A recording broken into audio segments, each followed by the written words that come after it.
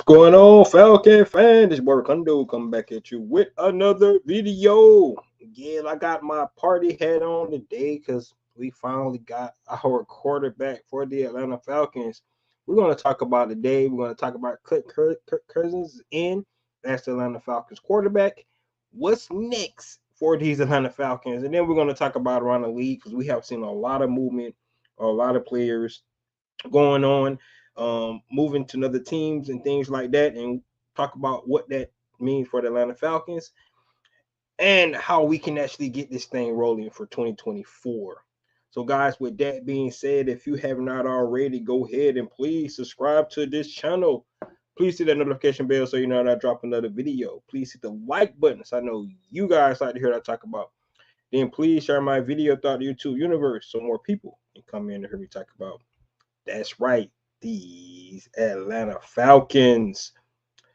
So, guys, just like we said, right off the presses, we reported today about around a little bit after lunchtime that Kirk Cousins signed a 4-year, $180 million contract with the Atlanta Falcons.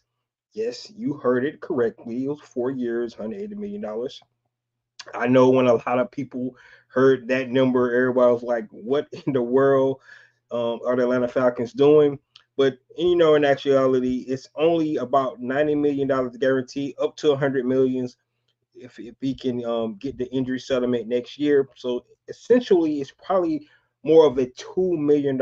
I mean, a 2-year contract, like a 4-year. He's going to get a $50 million signing bonus, right? So that will be able to help lower this cap this year, and most of that guarantees is in the first 2 seasons. So, like I said, it's essentially is a 2-year contract. You add those other 2 years on. So if you have to move money around to be able to, to make, additions to your roster, you can do that. Sign players and things like that. So that's why you do that 4 years.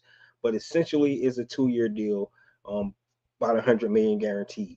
Now, when we talk about that price tag, and you think about the starting quarterbacks in the NFL, um, it's actually a little bit less than what a lot of the starting quarterbacks are getting right now. So I think it's actually a fair market deal for a starting quarterback in NFL. I understand the price tag. I understand his age. Um, and everything's to go with. I understand coming off the Achilles injury. You have to factor in all that. So I'm not taking away from the concerns about Kirk Cousins being 36 years coming off an Achilles. But when you thinking about just having a starting quarterback in this NFL, um, unless he's on a rookie deal, you're going to actually have to pay for him. I mean, if you go back just a couple of years ago when Daniel Jones, actually it was just last season when Daniel Jones signed a contract for $40 million, and we all knew that Daniel Jones, pretty much got paid more than he should have got paid. I mean, a lot of people felt like Saquon Barkley was actually the driving force behind the success of that team. However, Daniel Jones, being the starting quarterback in the NFL, was able to, finagle the Giants out of $40 million contract. And that's just the reality. Is it fair? Probably not. It's not fair when you think about it. Um, you know, quarterbacks taking up that much of your cap space, and things like that. But however, that's where it's going now. In a couple of years, just a couple of years, this contract that Kirk Cousins signed for the Atlanta Falcons will seem like a bargain. It really will seem like a bargain because we already know that you know Dak Prescott right now is almost at 60 million his cap hit. Then you think about once Mahomes go again, you got Justin Herbert out there, you got Joe Burrow, all those guys' contract is just um, probably going to go up. I can almost envision, about around maybe just maybe a couple of years from now, somebody quarterback having $80 million a year, and that's because of the league in itself, right? Just like this year, the Atlanta Falcons, I mean not the Atlanta Falcons, NFL went up $30 million in cap space, right? That just tell you the popularity of this league. That's why they already talking about adding another game, going to 18 games, like 17 games, because there's a popularity of the league. Every year, the cap space is going up. The salary cap is going up. So that's allowing these players, to actually starting to make more money. And the quarterback is benefiting from that more than anything. Um, we know that if you don't have a quarterback, a lot of times you're not going to go very far in the NFL. We have seen that for the last 3 years, right? That's what we had to endure here in Atlanta Falcons, and what Raheem Morris coming in, being his second time around being a head coach, was not willing to just go out and take a chance, right? They wanted to get somebody in who was proven, who they felt was competent to come in and lead these young offensive talented players that we got, right? So that's why they did what they did. I understand it um, completely. I think that at this point, the Atlanta Falcons should be the favorite in the NFC South. If you're just going off the roster in general, the talent on the roster, yes, we got a lot of holes to fill. We're going to talk about that just a minute. What's next? But all in all, bringing Kirk Cousins in, I think that Atlanta Falcons made the decision that they had to make. Now, when you make these decisions, right, and this is why NFL is the way it is, because you got a coach and you got a general manager, right? They make decisions. You got to be convicted in the decisions you make, and if the decisions work out, you'll get applauded for it, right? That's how you become executive of the year, head coach of the year, all things, everything above. But if it doesn't work out, no matter what the circumstances is, you made the decision, and if this somehow blows up in Terry Fontenot and Raheem Morris' face, guess what, guys? They're gonna be out the door. It's just simply as that, right? So I've been watching the reactions throughout the day of Falcon fans and things like that. And guys, either you like it or you love it. At the end of the day, um, this is our quarterback. And for right now, for the next 2 years, I would at least say for the next 2 years, um, Kirk Cousins is going to be the guy up on the center. So we got to prepare for this. We got to, try to make sure that we can advantage of bringing this company quarterback in. Um, and that's what they seeing, man. As a guy, we've been having, instability at that position since we let Matt Ryan go. It's just that simple, guys. Um, and to be honest with you, Matt Ryan was still capable of playing, but the roster they had around him, it just was no good, right? We had no salary cap space, because of him, right? And the other dealings that was done, the roster was upside down based off the salary, aging veterans that was here, so we had to make those decisions and had to start over. But now, looking at where this roster at now, with all the young talent that's been infused over the last 3 years here, you bring in that one piece, that guy, that quarterback, and you can see you can hit the ground running and see where we can get ourselves to the tournament, right? I'm not even thinking about the Super Bowl right now. Everybody always want to already put you in NFC Championship game to the Super Bowl. Well, the first thing the Atlanta Falcons need to do is actually create a winning culture. They need to be able to just get to the playoffs, win this division, get to the playoff, and get into the tournament. That's got to be the first step. That should be their number one goal this year. You know, every year you come in, you're trying to win a Super Bowl. There's only one team that's going to be happy at the end of the year. We all know that. But for the Atlanta Falcons, bringing in Kirk Cousins, right? You have to make sure that your goal is to win the NFC South. You can host a playoff game, and you can let it go from there and see what happens. So this is the reason why they made this decision. Um, you like it, you love it. He's here now. Um, like I said, I'm not tripping over the cap number. Like I said, when we were first talking about it, and I was listening to the numbers, I was like, man, that's a lot. But like I said, if you think about 100 million guarantees. Most of that is in the first 2 seasons. So the Atlanta Falcons, basically after 2 seasons, if it does not work out, can get off and up under this contract. They probably will still have to eat a little dead cap, right? But not to the number where the Denver Broncos just ate the dead cap with a guy like Russell Wilson. So it's not it's not 100% guaranteed it's gonna work. But I think when they put all the chips on the table and they had to weigh the options on being able to trade up, right? Looking at all the free agent quarterbacks that was out there, looking at the trade option for a guy like Justin Fields, they all came to the conclusion that this probably was the best, direction to go. Right? You got a first time play caller in Zach Robinson who never called plays. You want to get him a veteran guy, somebody that he does not have to teach the system and fix some of the issues that a guy like Justin Fields is going to be going through, right? Because it's still going to be a work in progress with a guy like Justin Fields. He is uber talented. His ceiling is enormous. I know it is, but at the same time, you're bringing in a first time offensive coordinator trying to teach a guy that really has not had any consistency throughout his career so far in the NFL.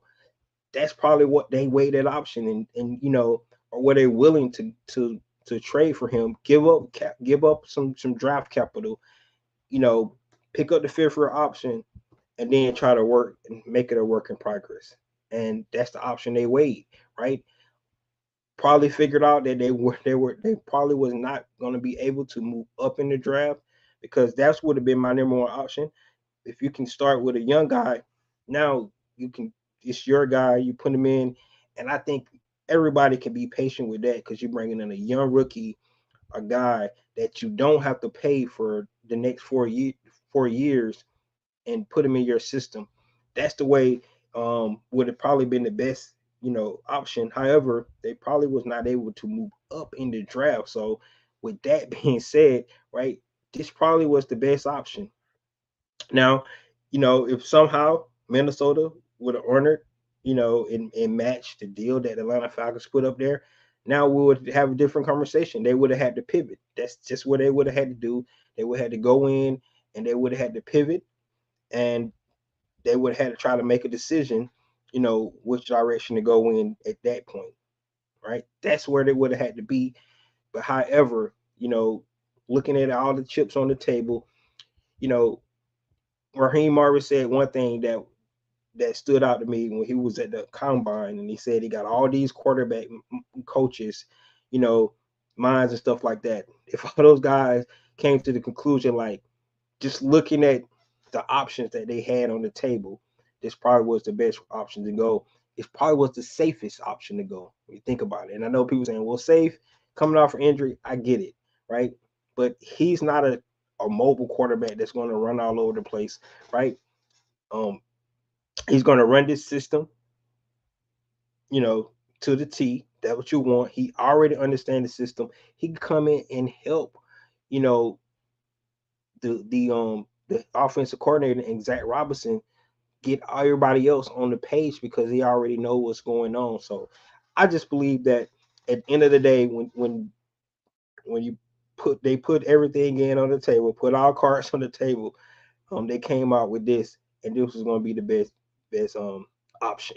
Now, one thing we know, Arthur Blank does not mind spending that cash flow, right? So um, that's why I felt like if he got the free agency, the Atlanta Falcons probably wasn't going to let him out because they were like, okay, whatever you want. Um, and we got to tip our head off to Kirk Cousins because he is the master. He has the blueprint.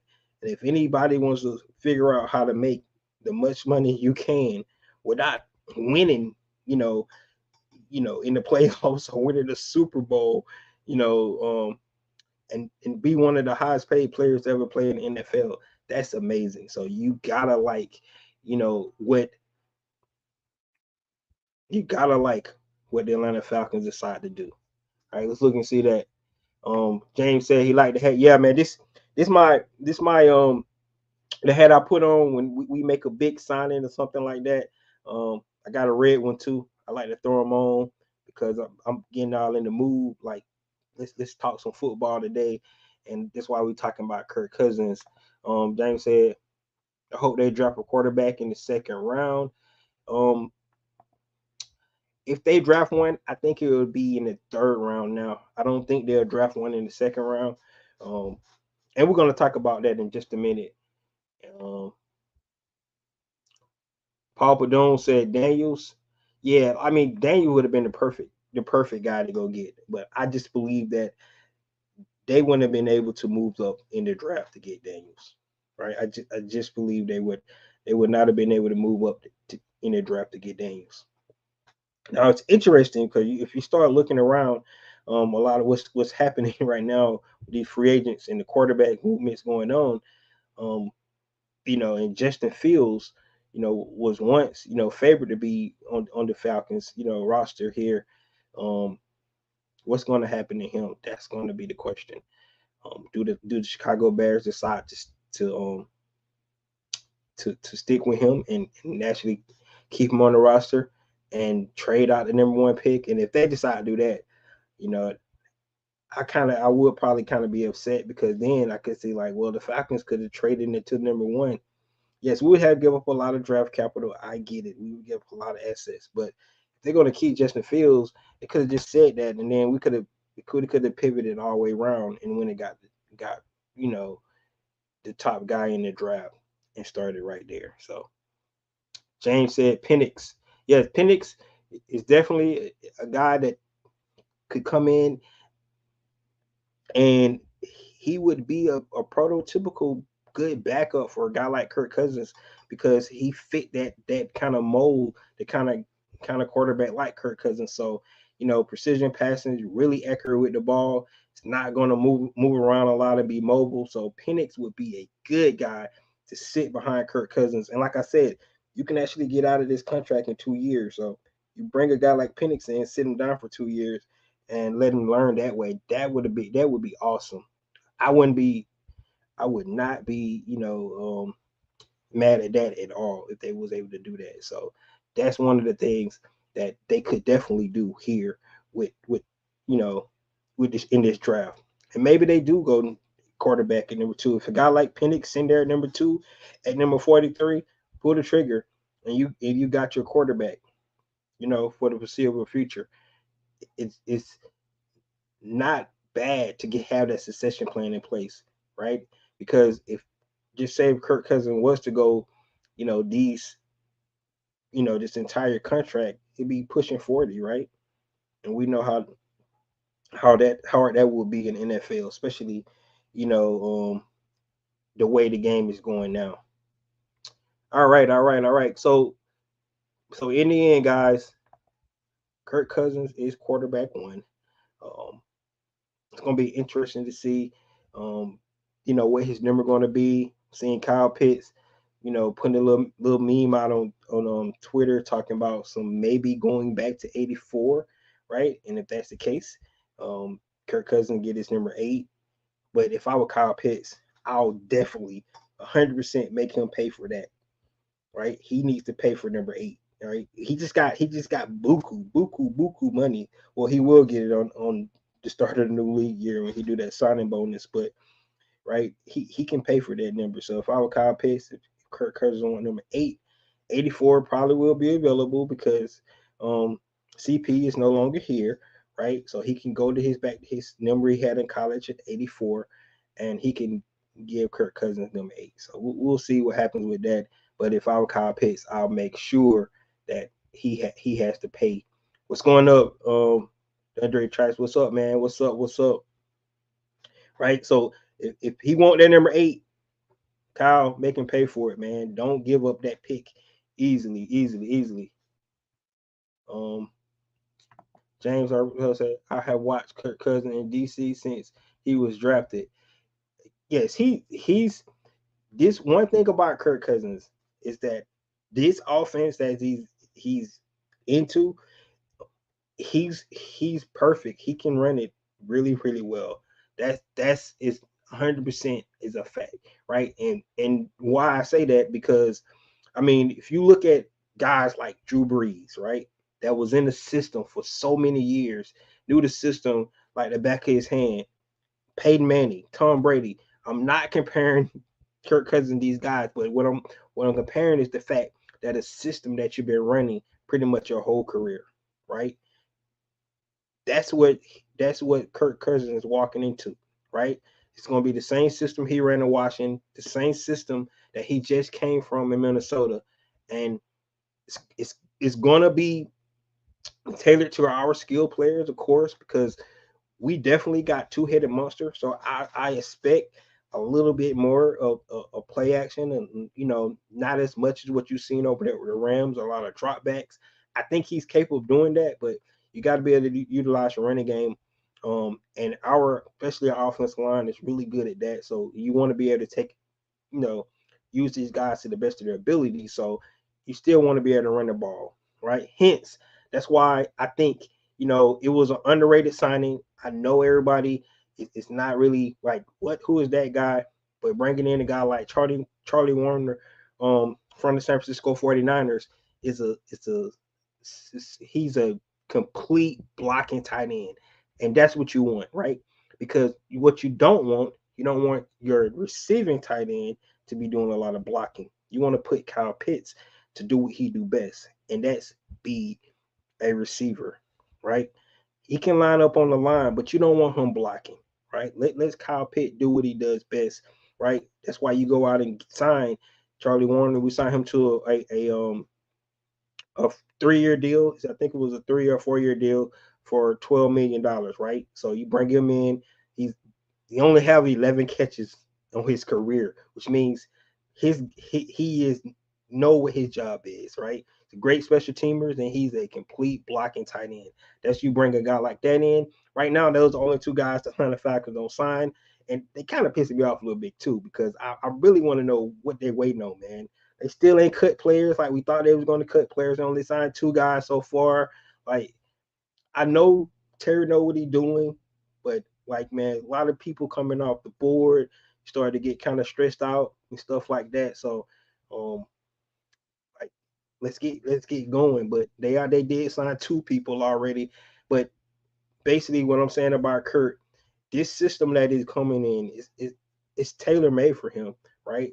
The pieces that's already here is tailor made for these guys, and we'll finally get to see can Drake London and Kyle Pitts live up to their potential. That's what we need to. That's what I mean because you need to find that out, especially for a guy like Kyle Pitts, because he's going into his fifth year option next year, right? So we got to find out if Kyle Pitts can actually ball, right? He showed flashes in his first season with, when he had that 1 year, he had a competent quarterback with Matt Ryan, and went over 1,000 yards. So it's really possible that he can get back to that. And I believe he will, right? Because you know what you're getting, you're the guys know the system, throwing on time, he's accurate with the ball, he's going to get it out quick, right? This is what he's known for.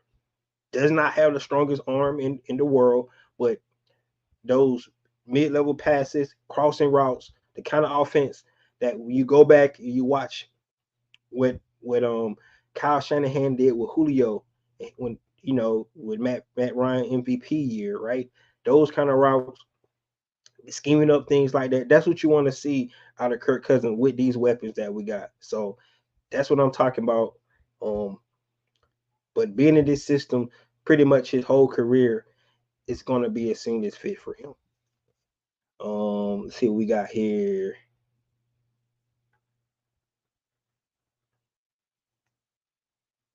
Ooh, we got you said the Shanahan offense 100%. Need a right tackle.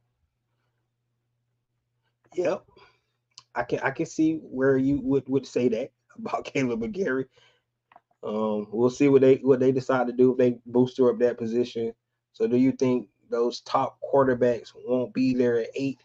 I don't think I don't think that the first three will be there. I think it might be it might be it might be one of those out of the four they're claiming right now. But if you're looking at what's been transpiring just on today in this this negotiation period, the tempering period right now, um, looks like the Giants at number 6 might take a quarterback as well. And if that's the case, that's 4 quarterbacks going before 8. And if that happens, the Falcons really would have been, they would have had to take, you know, on a lot of people's board, maybe the 5th guy off the board. That would have been really scary. So that's why they couldn't wait. They couldn't wait and take their chances to find out you know, if they could get a guy in the draft. You got to go get your guy now because you want to know where you stand when it comes to the draft, right? If they was picking 1, 2, 3, I think it would have been a no-brainer. They would have just stayed there, and they probably would have maybe would have just went and got a veteran, right? A guy to come in to be like a bridge or something like that for your young guy. But when you're sitting at number 8 and you literally got 4 teams ahead of you that's looking for a quarterback, that's just too risky. And you know, moving up probably would have been almost impossible to do that. So I think they just like I said, they had to go, go this option, right? This is where they wanted to go. Um, I don't know why people are against Kirk, a top 100. I agree. I mean, for me, I can tell you why they're against Kirk, right? Because it's like it's almost like if you think about it, people like it's the same, right? You went and pay the quarterback all this money, right? It seems like you're going down that same road that you did before, right? I understand when people see that, but this is why it's different in my opinion, right? Because yes, you got a expensive quarterback, agent quarterback on your roster, but the roster Matt Ryan had, you know, in 2018, 19, 20, right? It was not a good roster, right? All your best players was aging out. You had no talent, you had no depth, right? That's why it was not a good roster. That's why you had to start over. You had to go down this road. The difference is now is that all the players that we like on this team is young players. They're young and they're rising players. So it's different. So Kirk Cousins coming in as the veteran, and he's surrounding himself with a lot of young guys that he can help these guys grow and reach their potential. That's the difference. That's the difference. So I understand why people seeming like it's the parallels between when we had Matt here and Kurt here, but in my opinion, it's different because this team is younger. This team is put together a whole lot better. We was top 12 in defense last year, right? Hoping we don't take a step back, but we was top 12 in defense. Matt Ryan had one top 10 team, one top 10 defense his whole career in 14 seasons with the Atlanta Falcons. That's the difference. That's the difference, man. Like and we still got some years where we have to pay our talent that we got on the offensive side of the ball. So like I said, these guys can grow and get better. That's why it's different. It's not the same. I understand why people thinking it's some parallels to when we have Matty Ice here, but Matty Ice was here. The team it had so many issues, right? We could barely run the ball. Our defense couldn't help anybody, and then our best guys had all the salary, but we couldn't add, depth and talent because of that. It's the opposite. It's like in reverse this time. So that's why I believe it's gonna work. That's why I like it. So I agree. I think he's a top 10 quarterback as well. You got these are the same people that loved it. Yes, yep, the same people. I agree. The same people. What you got, John? What's up, man? What's up? Question: do you think out of the head coach or the owner wanted Cousin, if the owner wanted him, then Morris will be a scapegoat because the owner wanted Bill Belichick? So I think that Arthur Blank let these guys lay their own bed. That's what I believe. I believe that Raheem Morris and Terry Fontenot, I think this their decision. I think this their decision. And Arthur Blank has to pay the money, right? Because he's going to give that 50 million signing bonus to Kirk Cousins here come Wednesday when he signs. But I think that Terry Fontenot and Raheem Morris made this decision. So if it don't work, like, and that's one thing about, you know, being being in this league, right? And that's why Arthur Smith, he said it all the time. Like, if you scared that your decision is gonna get you fired, you shouldn't be in this business, right? They already know this. It's like it's not gonna be a shock. They made the decision to bring in Kirk Cousins. If it don't work, guess what? They're gonna be out the door.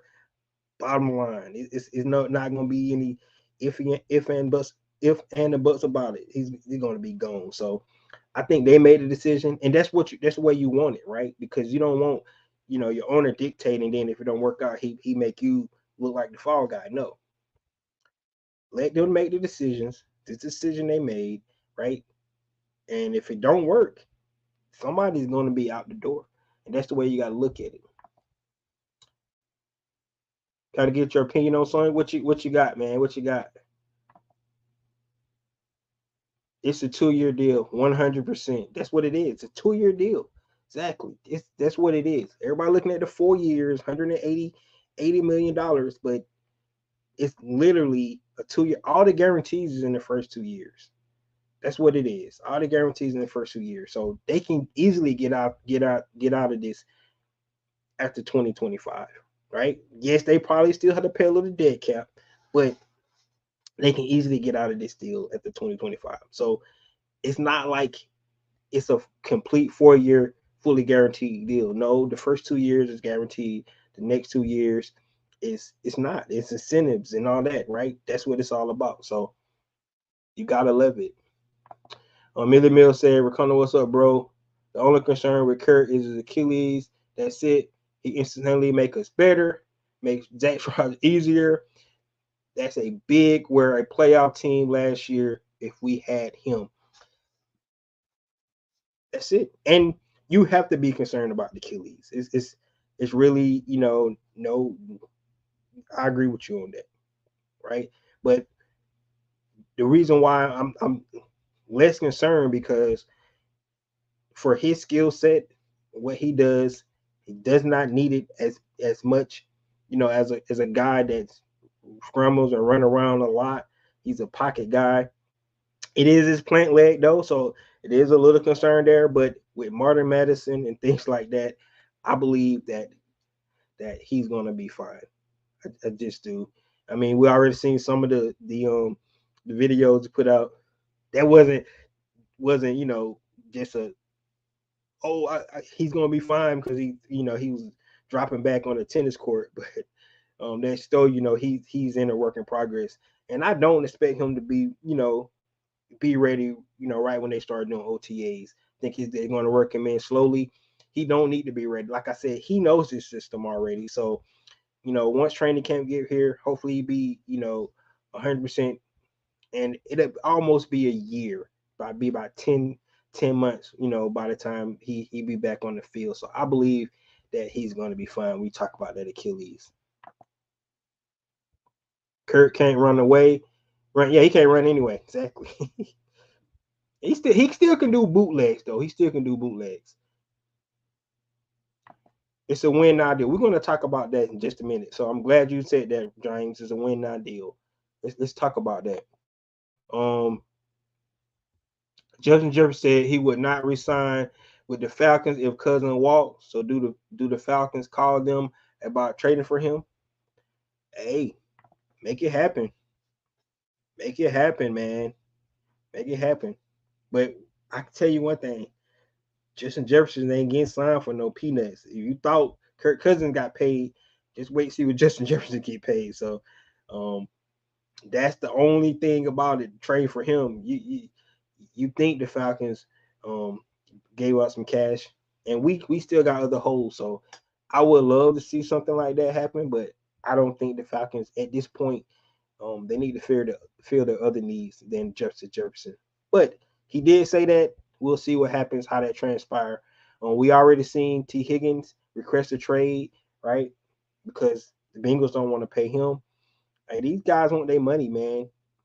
They need to hire Kirk Cousins agents and figure out how he do it because he been fleecing teams for his whole career. So they need to figure out why they can't get their money.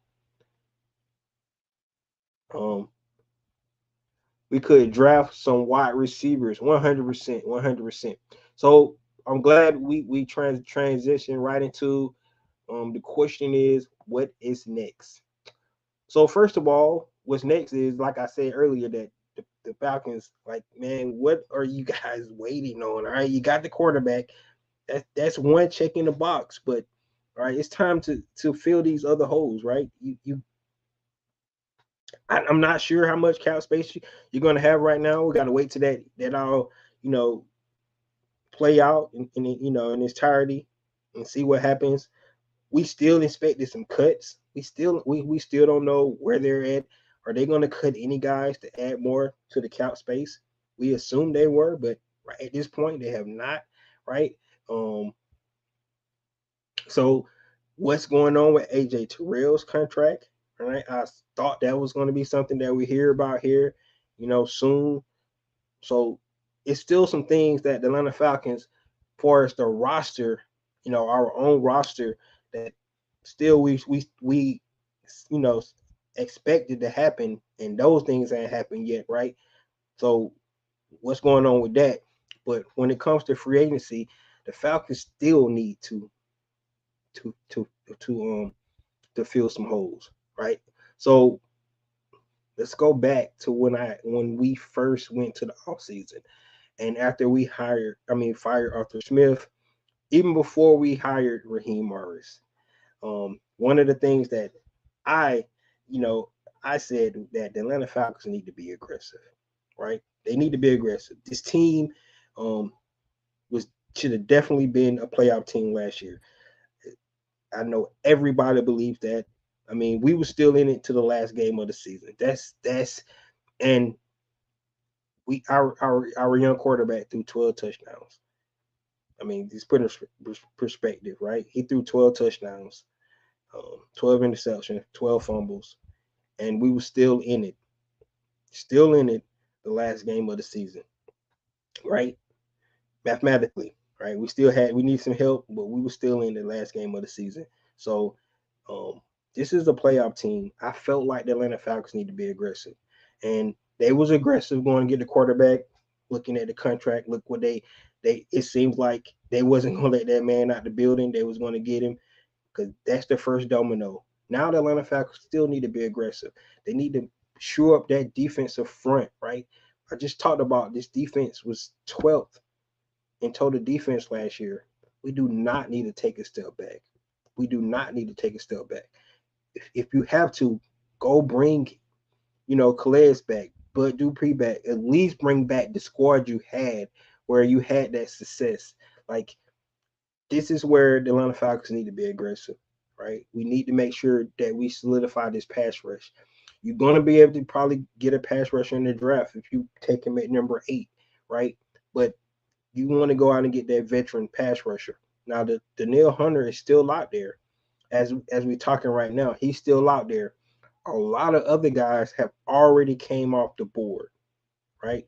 It's still talent out there, so it's not time to panic right as yet. But right now, the big fish is still out there, and I know a lot of people saying, "Well, do they have enough money?" Yes, they still can go out and get a guy like Danielle Hunter, right? They just need to be aggressive at it. They need to be able to looking like that we got a team that can compete, right? If you believe that, and it shows that you do what you just did at your quarterback position, right? You need to don't stop there. Don't stop at just getting a quarterback.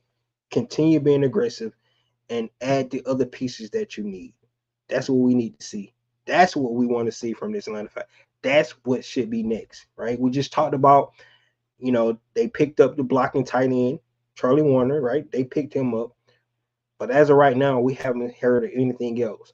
Now, it irks me because you see all these other teams making moves, signing players left and right, all over the league, right? But the Atlanta Falcons, you know, you give it to Terry and his staff. They're methodical. They got a plan. It, I don't think they do anything, on the fly. I think they thought all this stuff out. I get it. But, as fans, we impatient because we see all these names dropping off the board, off that top 100 free agent list, and you like, okay, what's going on, right? So what's next? They got holes to fill.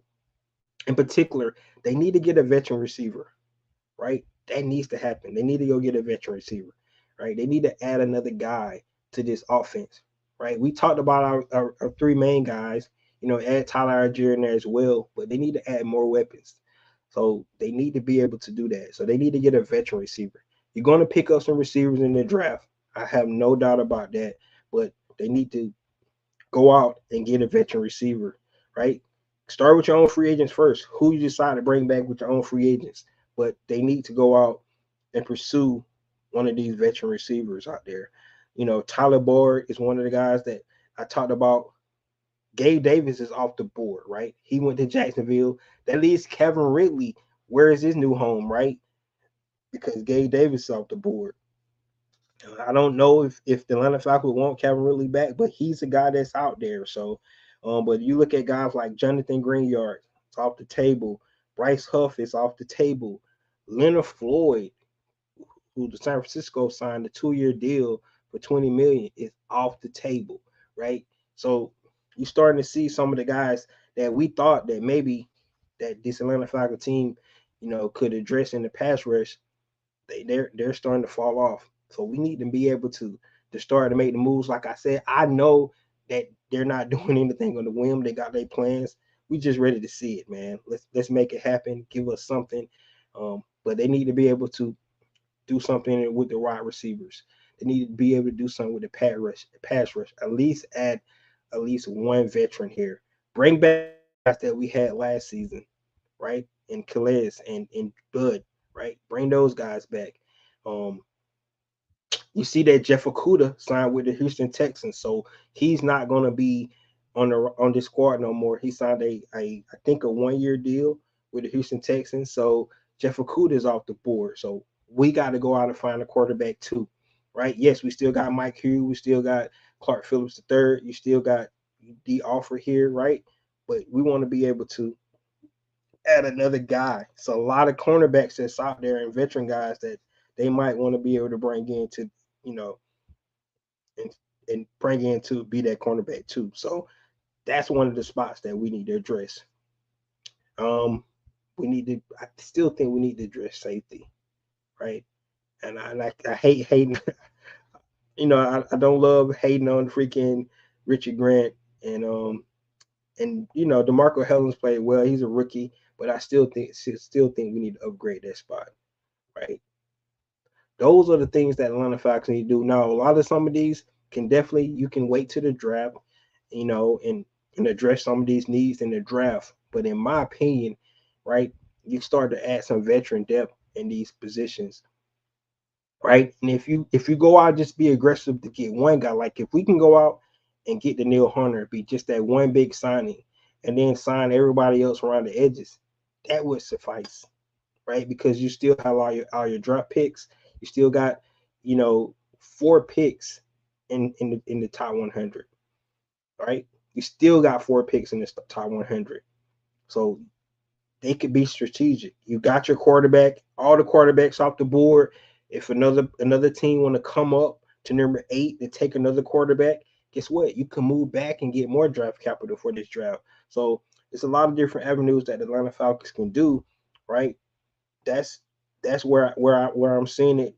So in my opinion, that's what should be next, right? They need to still address some of these needs, right?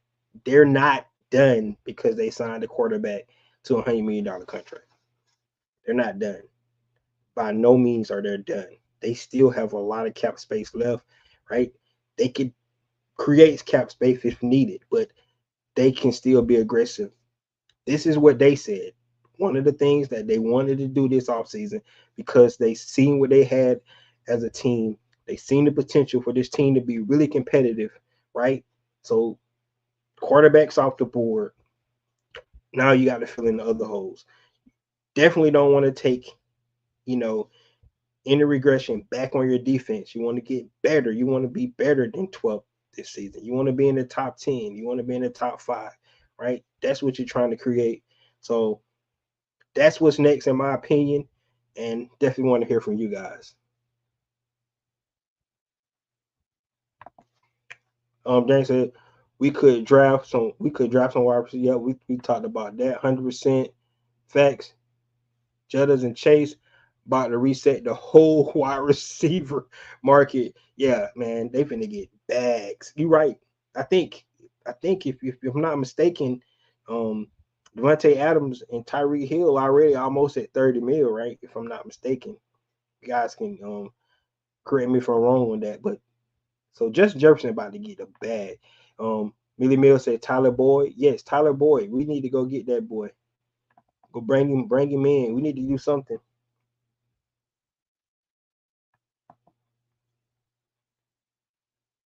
Tua brother is available in the draft.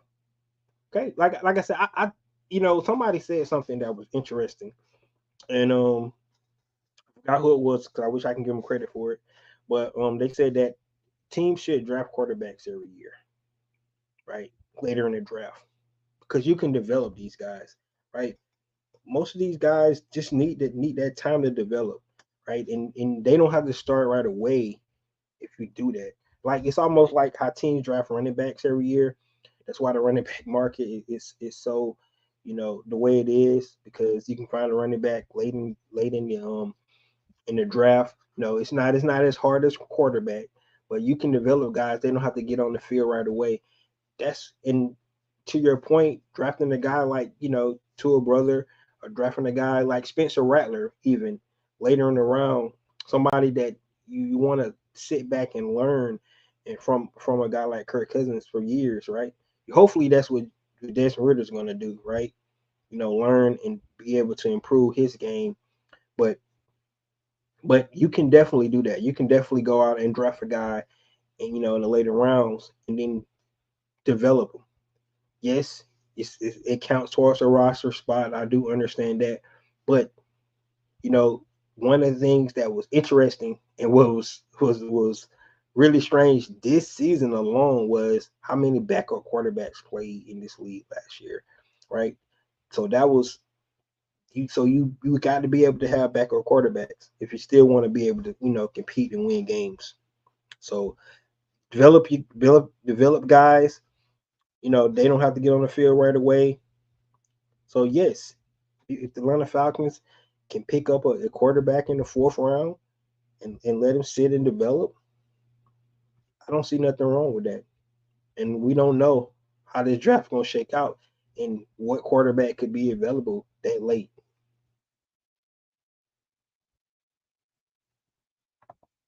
James said, "What happened to Ritter? Ritter's still on the squad, man. He's still here. I was assuming he was gonna be our backup, but they still got Taylor Heineke on the squad, so um, that's that's that's a lot of money at your quarterback position because you got Taylor at 9 million. You got Dez is only 1.2, but then you got Kirk Cousins. You know so that's a lot of money at the quarterback position. So I definitely thought they was going to release Taylor Heineke. They still might, but we don't know yet. We'll have to see what happened to that. Millie Mill says, now that we got our quarterback, we need to stay at number 8 and grab Verse, get back in the first and grab Knicks or Penix. That could definitely be options. That's the thing about the draft. What's really exciting about draft because you don't know how it's going to lay out, right? You know, um, everybody got 3 quarterbacks going in the top round, and they think the 3 they know, right? So everybody got Drake May, Caleb Williams, and Jalen Daniels going 1, 2, 3, with however order they go, right? And what if JJ McCarthy do get up there in the top 3 because somebody thinking that he's better than Drake May? That's one of the the rumors and the noise that's going on right now. That some people look at JJ McCarthy is more ready than a Drake May, right? What if Michael Penix slide in there somewhere because somebody likes how he throw the deep ball, his accuracy, right? What he was able to show at the combine, right? With those big, large hands he got. Somebody might see him, so you don't know how this draft is going to shake out. That's one thing, right? That's so you have to just let it play out and see what happens, right? And to your point, if the Atlanta Falcons opportunity to come back in because they feel like they're going to go ahead and pull their guy to be their succession plan, they can do that. They can do that because that's one of the things that when this whole noise about Kirk Cousins was being signed, I was worried about the succession plan. Who's going to be his guy that's going to take over once he's out? Because we don't want to go through the quarterback, carousel again, man. We don't want to do that. So you want to have somebody here grooming. And I said again, it could be Desmond Ritter. I don't know, right? From what we've seen so far, it might not happen. Um, you said Penix is going in the second. More than likely, he really is. Hold up, Rakunda. You see what Washington doing? They trying to. What happened? What happened with Washington? Who they just signed? I see that I saw they signed the running back out of the Chargers. They signed him.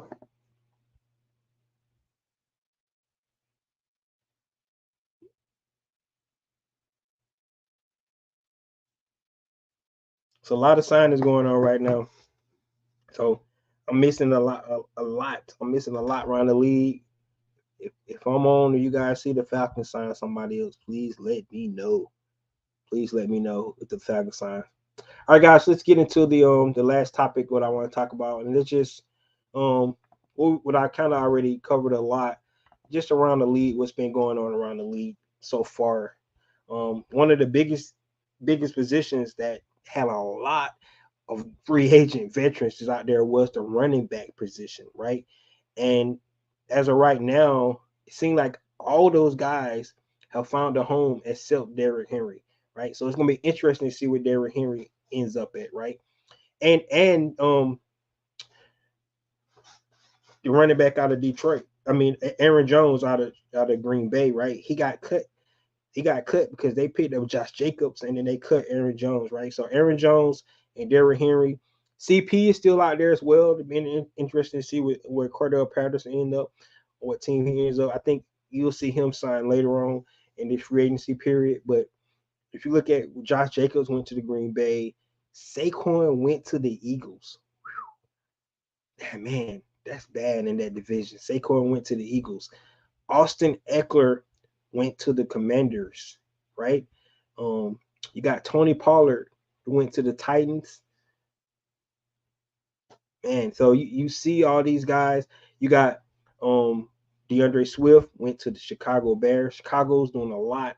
Interesting to see because they're building up whoever their quarterback they're going to get. They decide to keep Justin Fields. They decide to draft teams.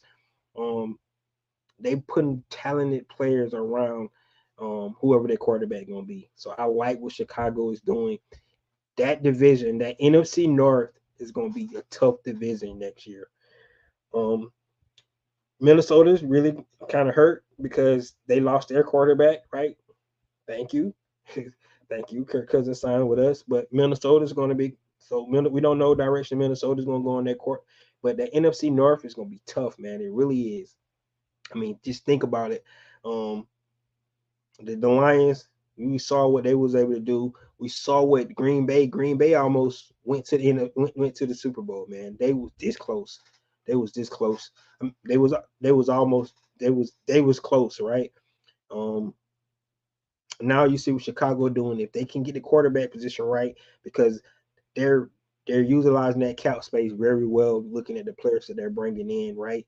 Guy like a Kevin Byard, that's big because you're bringing a veteran in that defensive backfield. They already had Montez Sweat, right? So you looking at all these positions, Green Bay Packers.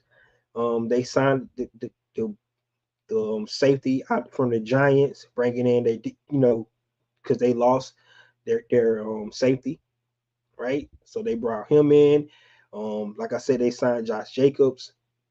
So Green Bay's doing a lot. You love what the Lions traded for Tampa Bay's cornerback, right? So they're boosting up their team. So the NFC North is going to be tough, right? Um, the NFC East, the way it's shaping up right now, the way the Eagles fixing some of it now, they got a lot of concerns because two of their veterans, decided to retire in Kelsey and Fletcher Cox, right? But on the defensive side, they got Jordan Davis, they got Jalen Carter. They should be good. We're losing Fletcher Cox, right? The offensive line definitely going to take a hit, losing Jason Kelsey. So that's going to be huge for them.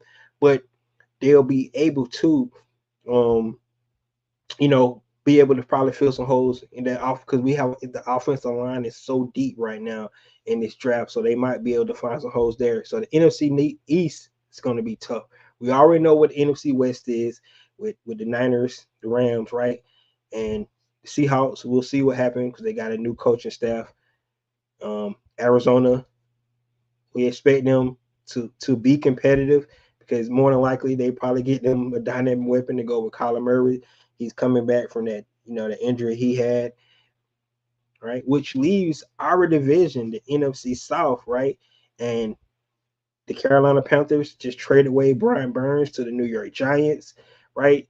So they're in a total rebuild, trying to put pieces around Bryce Young.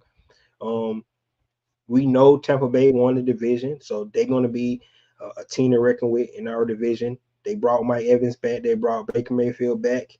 So that team is going to be a problem.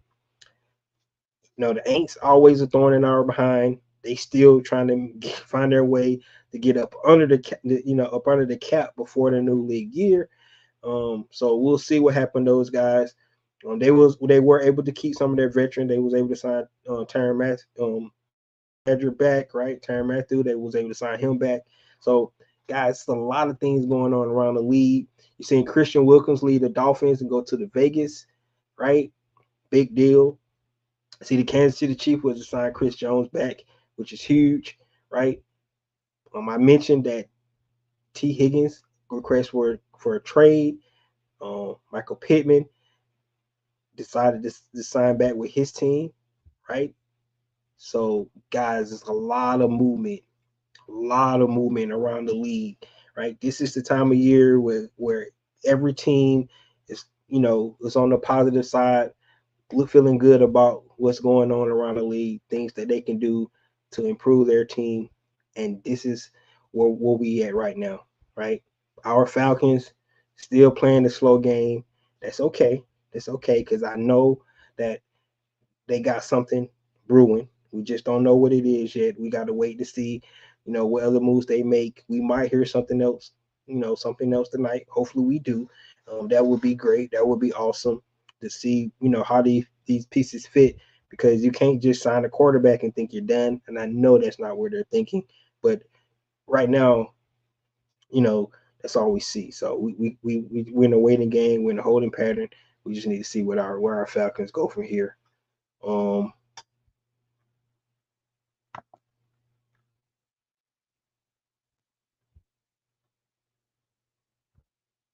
You said Giants mad about Tiki and Saquon beef. Oh, they beefing? Yeah, I mean that's. I mean, I'm telling you right now, you to go to a team in your your division, but they wouldn't pay the man.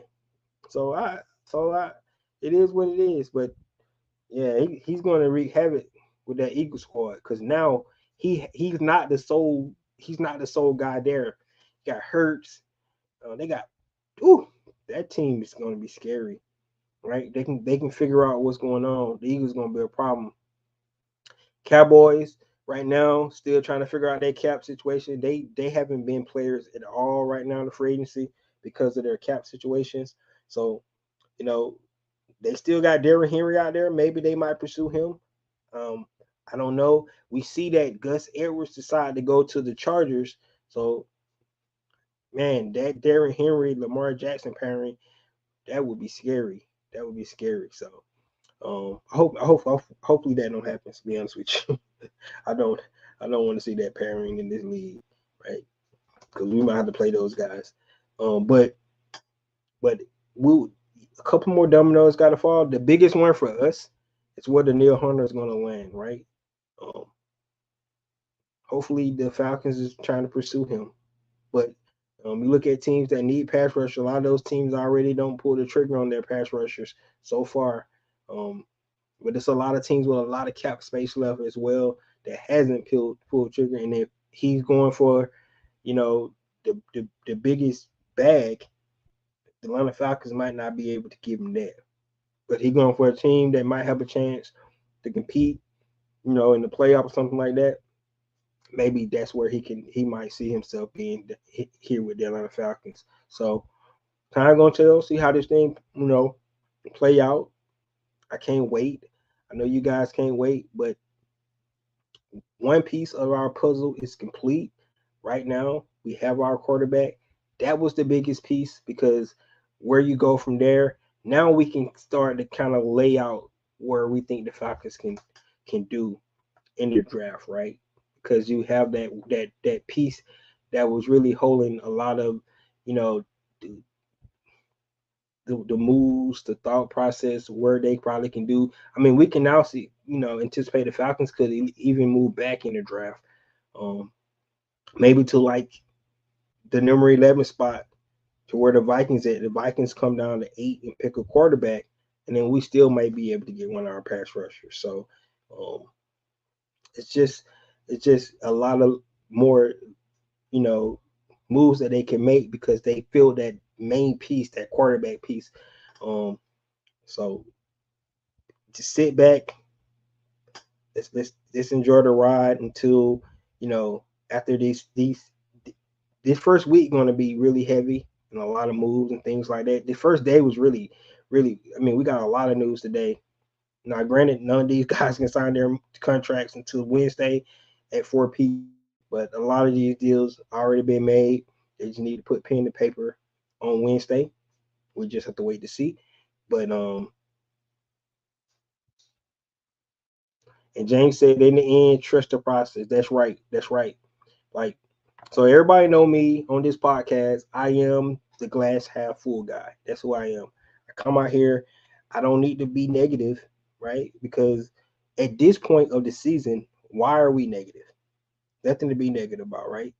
Everybody, every team in the NFL is positive, right? Because they building to try to compete for the next season. So right now, just like James said, trust the process. Let's see how this thing unfolds um, the next week and a half for free agency, right? We still got the draft, which is a big piece of team building. People don't believe it is, but it really is. Draft is a big piece of team building because you're building young talent you can put around, you know, that mixture of your veterans so you can create that depth. That's what you're trying to do. So um, a lot of teams built through the draft really well. You look at some of the teams around the league that did that, right? And they was able to pay their guys, you know, in order like that because they built through the draft. You're not gonna be able to pay everybody, especially if they ball out like a Justin Jefferson, right? Like he's been the request a bag, and that's how you lose guys, right? Because you can't pay both, right? That's the situation the Dallas Cowboys in right now because they got C.D. Lamb, right? They got Michael Parsons, and they got to do something with Dak. And see, that's how you lose a guy like Tony Pollard. So just think about it. It's really hard. It's really hard to keep all your players. But if you build through the draft, right, you have that ability to let some guys go because you got somebody coming up right behind you. And that's the way you got to look at it. So, guys, thank you for coming in today. I enjoyed it. We got our quarterback, Kirk Cousins, in place. For all you people that's just so devastated and so hurt, right? You ain't going nowhere. You're a Falcon fan. Get over it. We start winning games.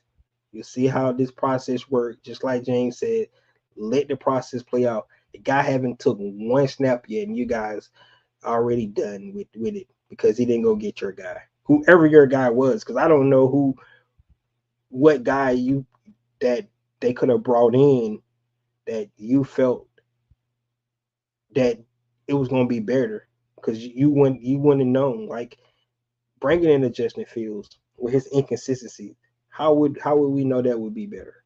We don't know. Bringing in a rookie quarterback, we don't know. I mean, the craziest thing about drafting a rookie quarterback is that if you look at what happened, the Justin Fields draft, right? Let's go back to that draft when Trevor Lawrence was taken, Zach Wilson, Trey Lance, Matt Jones, Justin Fields. Only one of those guys has a solidified starting position. Two of them on the same team because Matt Jones just got traded to the Jacksonville Jaguars. Zach Wilson, they told him he can go look for a trade. Trey Lance got traded last year. Justin Fields, right? We still don't know what's up with him, right? All those quarterbacks were picked in the top, top of the draft. Every last one of them. And only one quarterback out of the draft is still got a solidified, quarterback one title right now. So that's why you're taking the chance with ever avenue they would have went down, guys. It would have been the chance. This the one road they went down. We're gonna see where this road take us, and hopefully it take us to where we want to go. This is your boy Ricondo coming back at you with another video. Peace.